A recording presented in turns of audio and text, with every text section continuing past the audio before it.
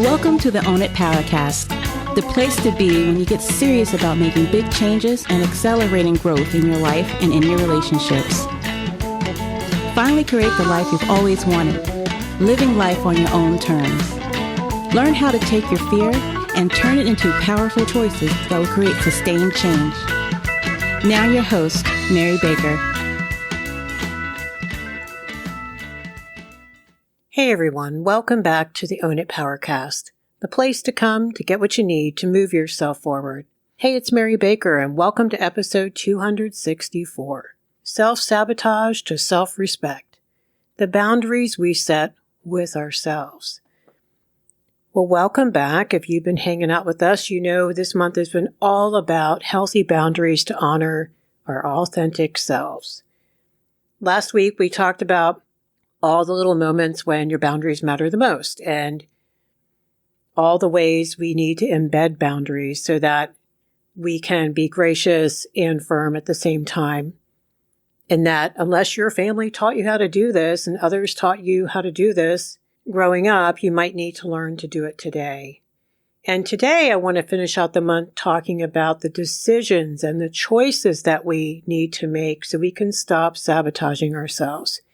And this really all boils down to boundaries. They're the things we need to start or maybe continue to say no to in order to allow for good things in our life. Now, after you listen today and you think, ooh, I need some help with that, make sure you go to the Power Hour link in the show notes. That's where you can set up some time with me. I have some openings coming up in August for you to do that. And you can do as many sessions as you want to do. And if you need more help, don't forget to check out the Boundaries ebook, which everyone is raving about. That is free. It's a free resource. The link is in the show notes. There's podcasts in there for you to listen to and some worksheets to do. There's a 3-part masterclass I keep telling you about, which is great. It takes the work a little bit more in depth, gives you more to think about and work on. And if you really want to do the work, check out the Find Your Voice course. The link to that is in the show notes. That is an online, self-paced, immersive program that has some great group coaching that we do, which is fabulous. And there's one-on-one help for me as well. So there's lots of ways that you can either step into the work brand new or continue the work you've already been doing. And then also to keep yourself accountable. And I think as we do this work, we actually level up, right? Because you'll do a bunch of work and then you'll plateau for a little bit and then something will hit you or you will notice something and then you do deeper layers of the work. So it's not one and done. And the more work we do, the healthier we get. All of that information is in the show notes. If you have any questions, reach out, message me on social, send me an email. I am here. Okay, so self-sabotage to self-respect. Self-sabotage is something I work with clients around a lot. We know it's rampant. We know more of us struggle with it than we would like to admit. And it is the difference between having a life that you want and not. And that's why it's so important. And when we are working on boundaries, I think saying no to ourselves can be just as important as saying no to others. And so I'm going to run through some ways today that we get ourselves in trouble. And then what do we need to start saying no to? And committing to saying no to and practicing that. Not perfectly, just practicing. So don't hyperventilate as you listen to this today. This is about just getting up every day and practicing, right? And doing the best we can. And the more we do, the better it gets. Okay, let's start out with one way we get ourselves in trouble is we overcommit. We overcommit to tasks or projects, and we need to say no to overload. First, why do we overcommit? Well, the first one is we're eager to please. We often agree to too many tasks to please others or gain approval or not rock the boat. Maybe we have a fear of missing out and we're looking out there to be okay, right? I mean, that's the answer in short form. So we pile on so we don't have to feel things we don't want to feel so that we feel connected and needed. It's not the best way to make ourselves needed. We know that, but we can do this without realizing it. The other boundary issue around this is we overestimate our capacity. We overestimate how much time something's going to take, maybe how much time we really have in a day. What about the energy required to do things and get things done? And also all the wrinkles that can happen that we're not accounting for. So we're not being really realistic around that. The other thing we do is we neglect our self-care. So we're so busy putting others first and prioritizing their needs, we're not leaving time for self-care. And if we don't have that conscious boundary around self-care, we're going to pile on. And then the other one that clients share with me a lot is feeling guilty for resting and sitting still and relaxing. Believing that taking time for yourself is somehow selfish or lazy. If you grew up in a family where people couldn't let themselves take time appropriately, I mean, they were responsible, but they also took time off to play. What modeling did you get? I want you to think about that, and what messaging was said to you. Did you get the vibe that goofing off was not good? Even though now we know kids need to goof off. It's part of their growing and healing and developing, and it's really good for their soul. But what did you hear growing up? And so we can stay chronically busy. We stay very busy because we want to distract. We want to be good workers. We want to be valuable. We want to be loved and be okay. So what we need to start saying no to is no to overload. So working on first recognizing your limits and then try not to put more on your plate. Like usually clients aren't brave enough to take things off their plate yet, and that's fine. That'll come in due time. But what you want to do is say, I have no business putting anything else on my plate right now outside of an emergency.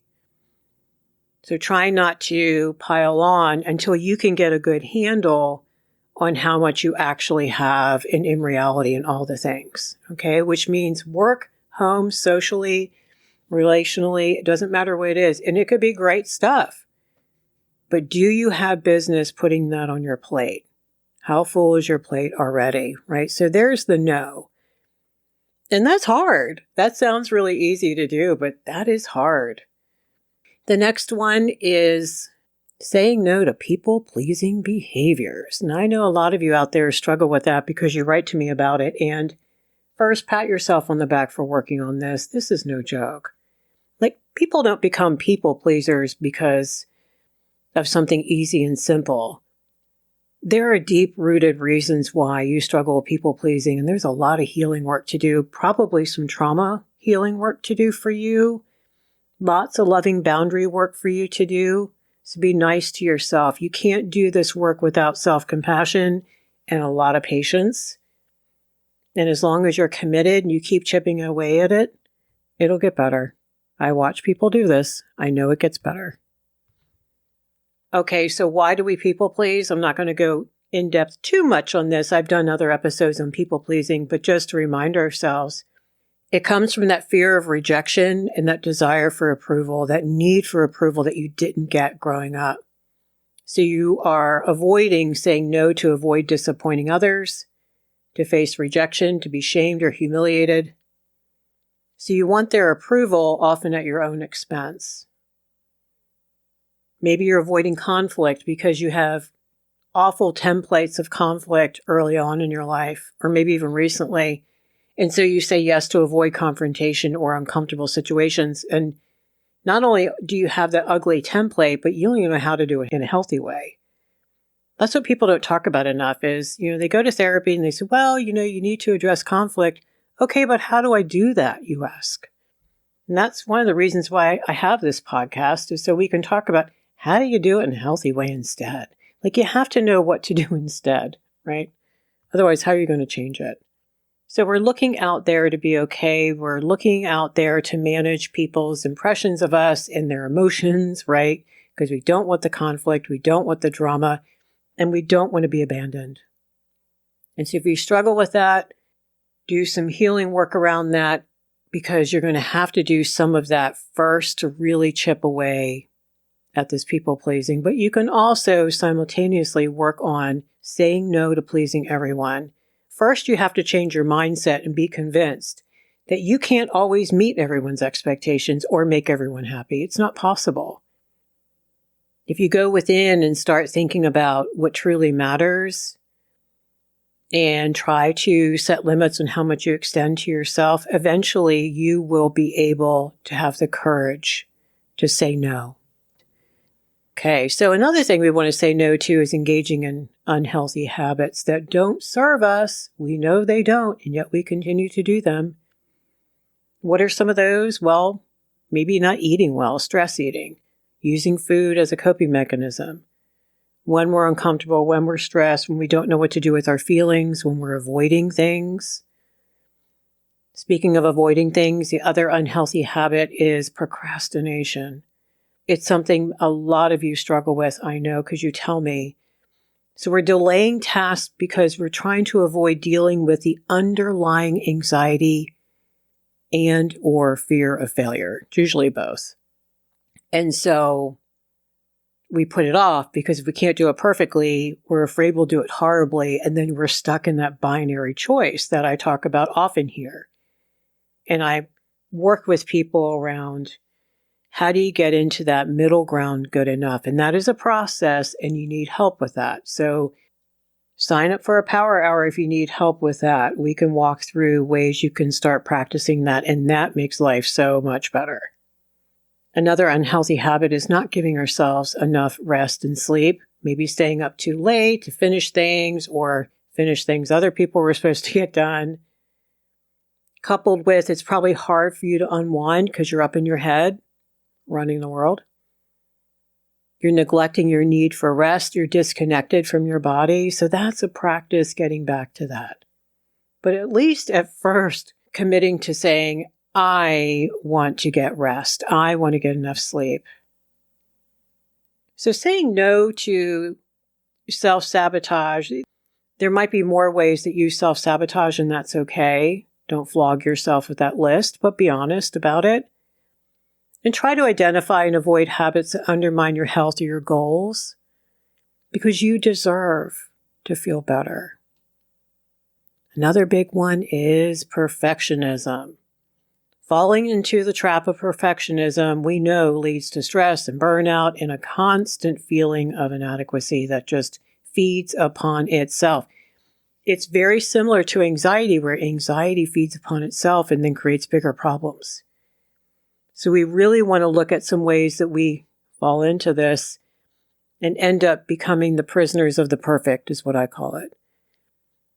So first of all, overworking and burnout. Remember how we just talked about not taking care of ourselves? Well, what drives this overworking and this work ethic from hell and just all of that is a relentless pursuit of perfection, whether we are aware of it or not. So maybe we're spending excessive time on tasks to ensure that every detail is perfect, and it's often going to lead to fatigue and, guess what, decreased productivity. Like there's going to be a point of diminishing returns, but we don't want to hear that. The other thing is that inability to finish things, because if you are constantly revising and tweaking work because it's never quote unquote good enough, how are you going to get that done in time? That's why perfect is the enemy of the good. The other way we do this is a lot of micromanaging other people and a lack of delegation because we're so afraid of other people's mistakes. Isn't that crazy when you hear that out loud? So we have reluctance to delegate tasks to others because we're afraid they're not going to meet the same high standards that we have for ourselves. So guess what we're going to do? We're either going to micromanage them and push them away, or take it on ourselves, take it back and say, screw it, I'll take care of it, kind of thing. And that's coupled with a lack of trust in others, because if we struggle to trust colleagues or team members or family members or partners or kids, we're going to end up doing everything ourselves and missing out on collaborative benefits. Now, maybe we have a history of having people in our life, especially early on, who were untrustworthy. Maybe you had parents who were immature and they dropped the ball and they were inconsistent.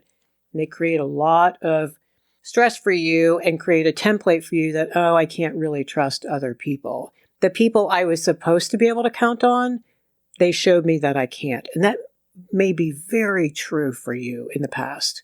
And then you're going to probably continue to put people in your life. If there happens to be trustworthy people come your way, you may not even trust them either because you don't know how. The other thing we do is we avoid new challenges or opportunities because our fear of failure. We're afraid of not performing them perfectly, which is really going to limit our personal and professional growth. That's obvious. We're not going to try new things. If we don't feel like we already have control over it, we can do it really well, why would we take that risk? It's too scary. And so here we go. We're going to procrastinate, right? Because we're going to delay things because of the fear of not doing them perfectly, because that creates so much anxiety. And so we're going to miss things. The other thing we do is we have an overemphasis on criticism. We fixate on flaws. We focus excessively on those little minor flaws or imperfections in our work or our appearance. And that leads to a negative self-image and dissatisfaction. And I want to stop here and say, if you struggle with that, you probably also struggle with all or nothing, black or white thinking, right? Of course, it's either horrible or it's perfect. You don't have middle. You don't know where the middle is, and you're afraid to let go of perfect and trust the middle. Because what if that isn't good enough? So this takes some work to also work on your rigidity and your fear of letting go a little bit, what's good enough. And that's why the course that I built focuses on all the many components that we need to have for good enough self-confidence so we can say, no, this is good enough for me, and these are my values, and this is why I want to do something. And that's an internal locus of control, right? Versus all the stuff I'm talking about right now, as you can tell, I'm looking out there to be okay. I'm looking out there hoping it'll be good enough. And we have no control over out there. The other thing we do is we take constructive criticism way too personally, and we just do scorched earth. We feel so discouraged or defensive, and we're like, screw it, I can't do this at all, I'm horrible, as opposed to seeing it as an opportunity for growth, as opposed to saying, oh, she has some really good points that I might want to look at if I want to make things better for myself.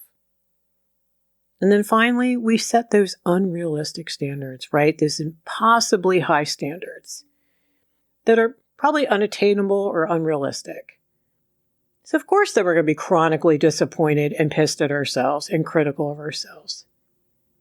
And then what we do is we compare ourselves to others, and we're looking at their outsides, which we have no idea what's going on the inside. We're assuming a lot. They look like they have it all together. They can do it, why can't I? That kind of thing. It is an unending trap that is so important to get out of. We have to embrace the concept of good enough. And what I tell clients is, I want you to figure out what's good enough, but why? Why is something good enough? What values are you honoring? And that's why it's good enough. You've heard me talk about that phrase, as long as, where they start working on, look, as long as I do the best I can, that's going to feel good enough for me. As long as the work gets done on time, I can delegate, I can accept help, I can set more realistic goals because they're not based on fear, they're based on my why. And my why has a lot of values input. There are reasons, there are things I believe in, there's my integrity, there's things I'm trying to honor here. So what if I honor getting this project done on time versus perfectly, but good enough, right? Like I have boundaries around how well I'm going to try to do, but it's not going to be perfect. And then I walk away from that project feeling good enough. I did the best I could. I honored the things that were important, and so I can feel good about that. So saying no to perfect, accepting that not everything needs to be perfect, learning how to find the good enough based on what matters to us and why, learning how to ask for help from healthier people, and to let go. Okay, what are some more things we need to say no to? Avoiding conflict is a big one. And you're probably not going to be able to do that all by yourself. So if you really struggle with avoidance and conflict, you're going to need support. You're going to need a coach. You're going to need a group. We have the course with a great group coaching program in there where you have people to support you every month. Facebook group is here. That's free. You can jump in. Every Wednesday night, we do Facebook Lives on this stuff. You have support. So we avoid difficult conversations, and then we end up with all these unresolved issues. We have so much anxiety. It hurts our relationships. It hurts us. It hurts our ability to trust ourselves because we see ourselves as not having the balls to face uncomfortable situations and or to even communicate openly and honestly. It is amazing to watch my clients feel so much better about themselves, to have so much less anxiety and greater confidence once they start ripping Band-Aids off and having those difficult conversations. And even though not all of those conversations go really well, enough of them do, and it feels so much cleaner. There's not all this unresolved stuff you have to carry around with you. You know what I'm talking about? That black cloud you carry around with you. Avoidance is feeding some of that. Another thing we need to say no to is constantly being available. What about saying no to always being on? What about unplugging? What about waiting to answer that text? What about taking some time for you appropriately, taking a walk, taking a nap, just unplugging, taking a weekend, taking time for you where you are not available to other people grabbing onto you and needing you. Those of you who have younger kids at home know what I'm talking about. You have to fill the basket that you are depleting if you're caregiving and taking care of people, or teachers who have kids in a classroom who need them all the time, or managers where employees need you all the time. You have to replenish yourself. So you also want to say no to ignoring your personal needs, whether that's time alone, whether that's downtime, whether it's time to reflect, whether it's time to take care of your body, whether it's time to sleep, like we talked about earlier. Acknowledging your own needs and trying to get them met in healthy ways is huge for your self-confidence. And finally, saying no to taking responsibility for other people's emotions and their choices. That's a whole nother episode that I've covered in different ways, so go back through the library if you want to check those out. Feeling responsible that someone else is upset because you said no, that someone else is unhappy with you because you asked for what you needed, God forbid, or that you decided you're just going to take care of you more, or whatever, fill in the blank, all these new things that you're doing for yourself. You are not responsible for other people's emotions. You're responsible to them. And I think you're responsible for the net effects on other people. Like if you're irresponsible, if you're not nice to them, okay, that's different. But if you're doing things in a healthy way and just trying to take care of yourself and people can't handle that, you and I both know what that says. Usually it's that person's immaturity that can't handle it.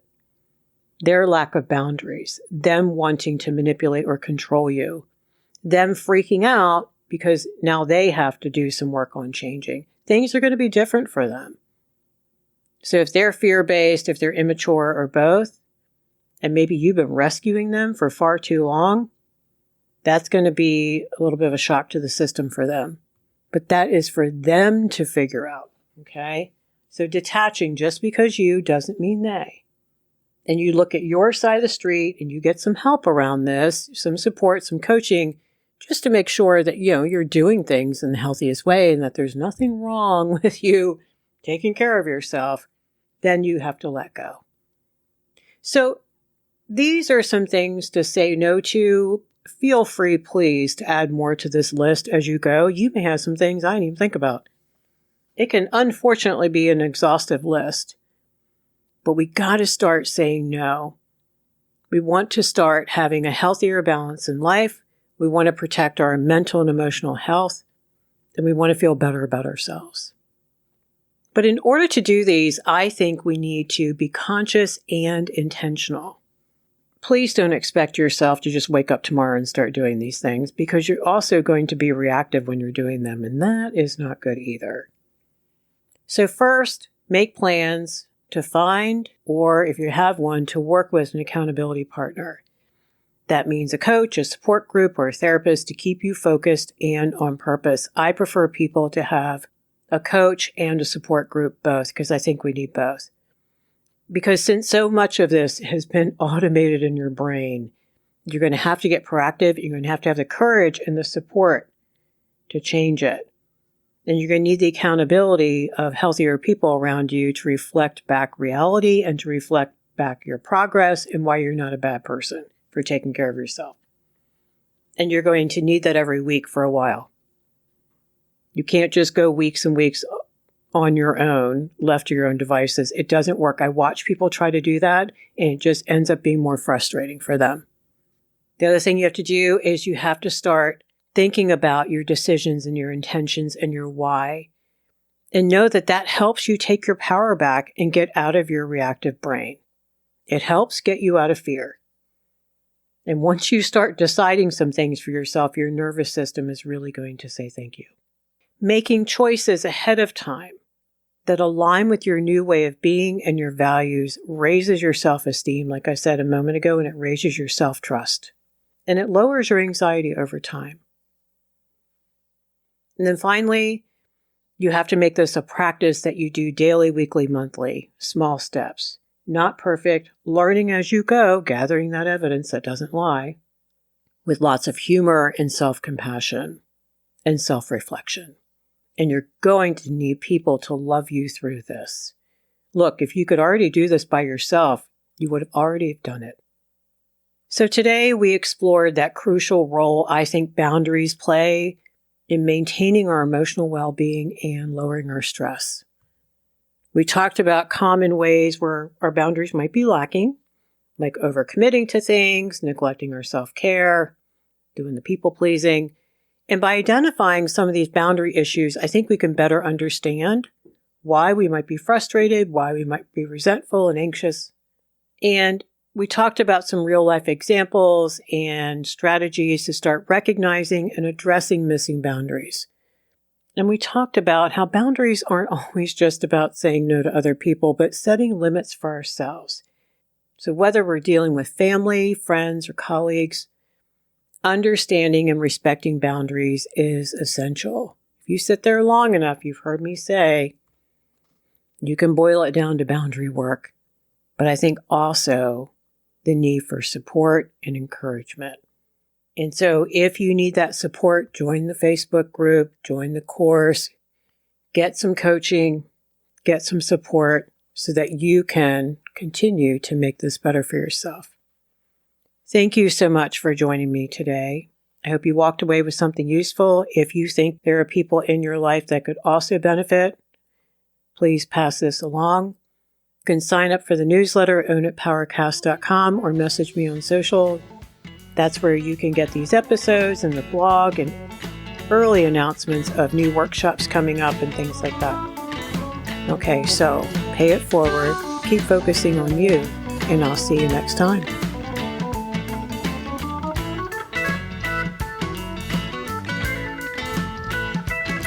We hope you took away some useful insights and tools you can begin using right away. If you did, please leave a positive review and share on your social media. Because could you imagine if everyone in your life really got it together? Remember, own it now, so you can really own it later.